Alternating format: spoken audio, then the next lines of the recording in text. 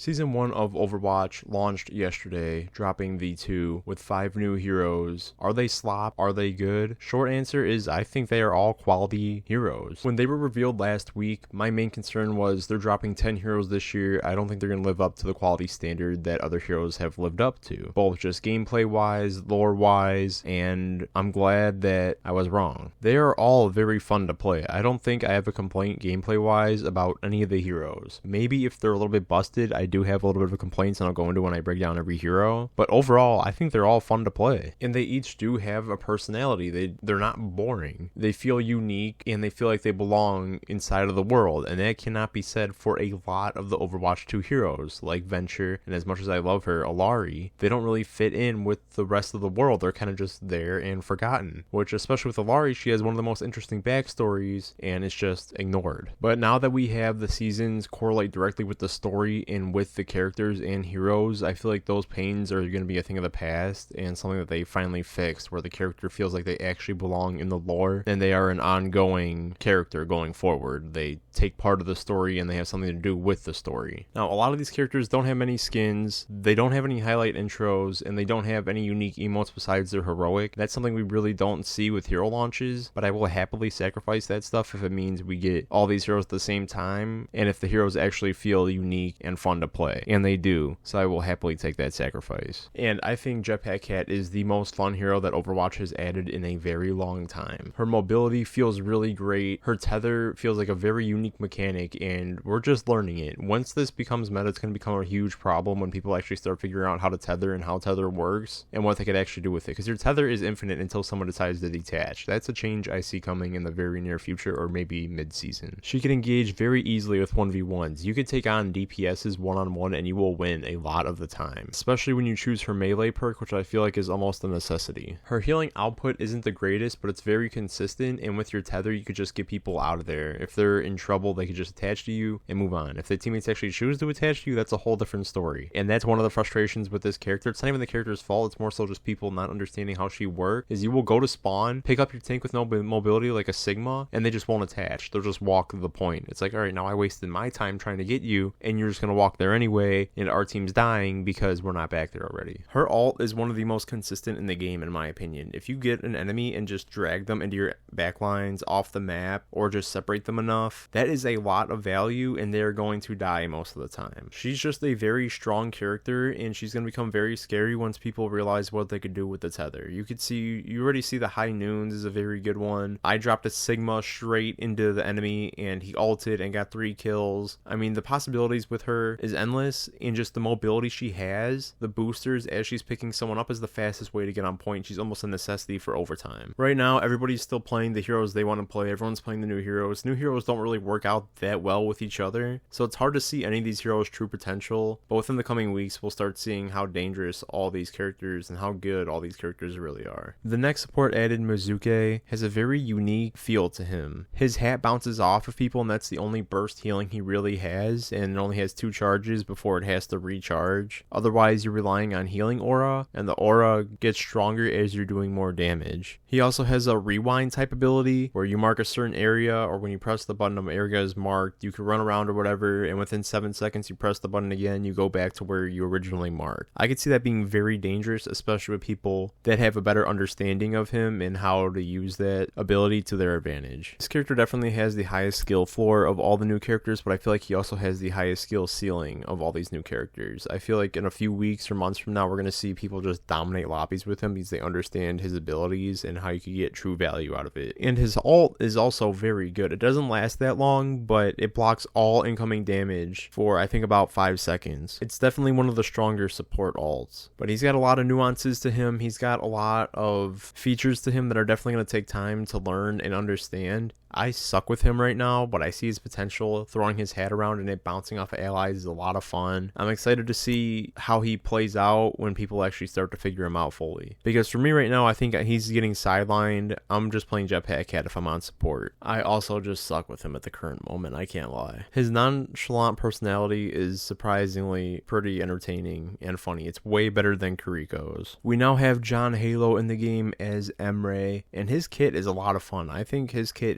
is one of my favorites of the DPS selection. He has a burst rifle which has 36 bullets and shoots in 3 bursts, very reminiscent of a battle rifle in Halo. He has 2 frag grenades and he has a sidearm. If that's not a Spartan starting loadout, I don't know what it is. But his kit is very fun. His abilities are pretty powerful. His sidearm also gives him the ability to jump really high, move faster, and it grants lifesteal. And his ult is pretty good. It's like a mini Alaria kind of, except it doesn't have suns and just deals the explosion immediately. And you have multiple of it. You're flying in the air and you're just raining down rockets. Not rockets, but explosions for like 8 seconds straight. He's also one of the very few characters that can ADS. I feel like overall he is relatively balanced. He has a lot of utility, which you can make an argument for kit bloat, especially with his sidearm. But for right now, I think he feels fine and he's just fun to play. The next DPS's name is Anran. She had a play test last week. I think that's how you say her name. I'm not completely sure. She's grown on me a little bit. I had a little bit more time to adjust to her. At first, I wasn't really that big of a fan. Then I realized how her kit works and what her abilities actually do. And I think I am more of a fan than I was before, where her left click amplifies the burn meter and then the right click or your primary fire does more damage. So if you juice them up with your left ability, with your secondary mouse button, whatever you call it, M2, and then you use any of your abilities with fire, they're going to do a lot more damage. I know I just butchered the hell out of what I was saying. What I meant was your primary fire is what you do most of your damage. Your secondary fire is how you juice them up. Build up your burn meter and then use a burn ability. Her ult is okay. You can self-res from it, so that is a pretty big ability. But a lot of the times you just self-res into the enemy team, you're just going to die. So you have to be really careful with it. It's not just an I win button, because you're going to self-res and then you're in front of 3 people. There's nothing you could realistically do to get out of there. But we've had this before in Trials of Osiris, except I believe when Warlocks were able to self-res with Solar, I think they still kept some kind of an ult going. Not the case with Anran. Last, but certainly not least, we have Domina. And oh my god, she is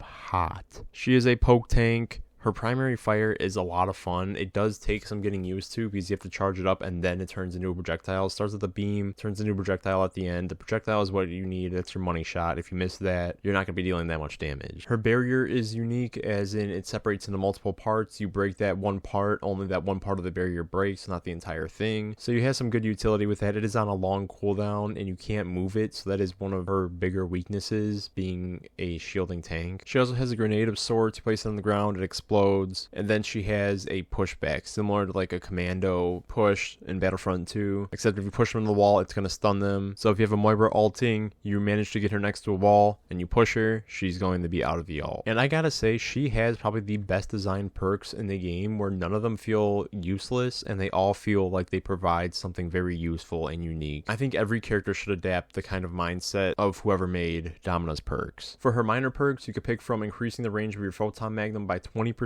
or after you use your barrier, you restore 50 shields and you activate your passive health regeneration. This is like the pinnacle of perk design, especially minor perks. It's nothing that game breaking, but it's still stuff that is very useful and changes that you will notice after you pick it, especially when you compare it to a lot of other characters where their minor perks are just so situational that you won't even feel a difference 95% of the game. For her major perks, enemy hit by your crystal explosion or your grenade that I was talking about earlier, they're slowed by 30% for 2 seconds, which is pretty big on mobile characters. And lastly, her barrier can be used as a wall to stun enemies with your sonic repulsors. So with your push ability, you stun them into your own barrier and that will stun them. I could see that being very effective with people that know how to use that, and with people that just have the ability to utilize it like that. I know I'm not going to have the ability to, so I'm always just going to use the crystal charge, but the power move, the barrier array as a wall, is a very good perk, and I feel like there should be a perk that rewards people who are more mechanically skilled. I just love a lot of things about this character. How she plays, she's very fun to play, her gun is very fun to use, and her personality I also just love a lot. Her accent can take some getting used to, but I love how she's just like this rich asshole that's very arrogant, something that we haven't really seen that much in Overwatch, and it is refreshing to see her react with other characters or interact with other characters. Overall, I think all these characters are a very great addition to the cast of Overwatch. They all feel like they belong in the game, both lore-wise and gameplay-wise. Even someone as jarring as Jetpack Cat, she feels like she does belong inside of Overwatch. Time will tell if these characters are very strong or very weak, as there hasn't really been that much time to experiment with them. We will see over the coming week, but right now I don't think any of them really are that weak. They're all playable, and some of them are strong. I'm very satisfied with these heroes. It makes me excited for the upcoming heroes that Overwatch is going to be adding, the next 5 heroes over this next coming year. and what they decide to do next year. It feels like this is the change and push that Overwatch really needed to get back in the public eye. Yes, Stadium put them back on the map, and I wish Stadium wasn't ignored this update, but it was. They need to focus on the core game, and they are, and the changes that they're making, the heroes they're adding, are all beneficial. And now with the overall story connecting with the heroes, it feels more connected than it ever has. We don't have all these different factions running around that we'll never hear about again. These characters are connected to the in-season story, to the story being told over the next year, and that is a great change. Anyway, let me know what you guys think of the changes of the heroes that were just added into Overwatch. Are they fun? Do you not care? Let me know in the comments down below, and I will see you guys in the next one.